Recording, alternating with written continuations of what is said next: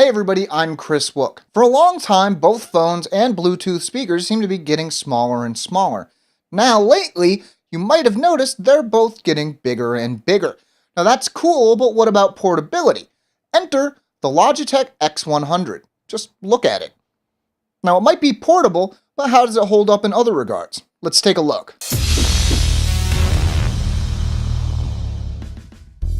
Looking at the size of the box that holds the Logitech x100, you might not think there was anything else inside. You'd be wrong, but only barely.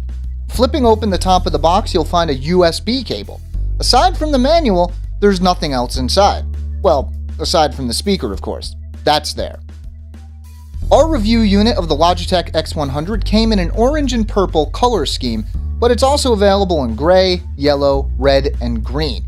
As simple as the design of it is, the look of it is pretty neat. There might be smaller speakers out there, but the x100 is without a doubt the smallest speaker we've reviewed so far. How small? Well, it's just under 1.5 inches thick, and the diameter is just under 3.5 inches. Basically, this speaker will quite literally fit in the palm of your hand. It's also fairly light. If portability is a major concern for you, this is a good bet. Despite the lightweight and small size, the build feels very solid. I wouldn't suggest using this speaker as a hammer, but it feels like it could easily survive a drop or two.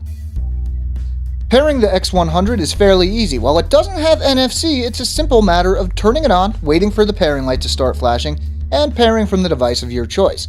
Of course, if you're using a device that doesn't support Bluetooth, or if you'd just like to save your phone's battery life, you can always plug your music in via the 3.5mm audio in jack.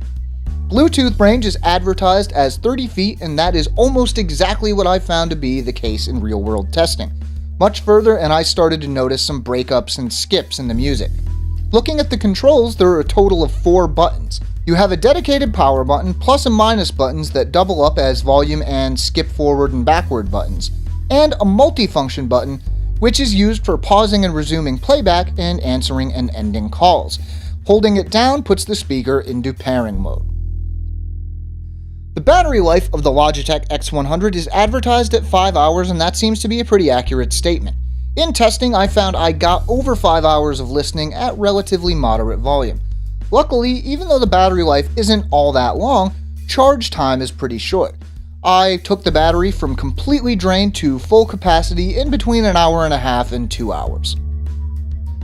Looking at the small size of the x100, we really weren't expecting much in terms of sound quality, and so we weren't disappointed.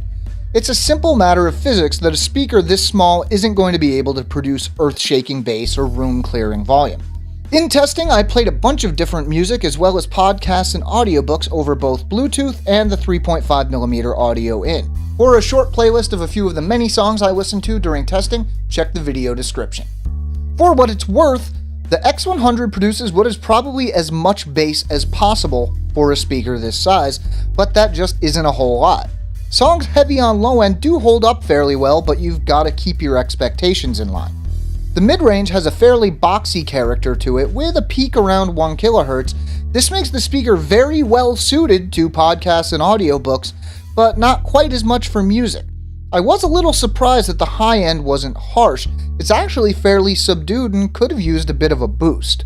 The maximum volume is another surprise. You wouldn't expect a speaker of this size to get much louder than a wristwatch, but it can pump out a surprising amount of volume. The biggest thing the x100 has going for it is its small size, but that isn't a terrible thing.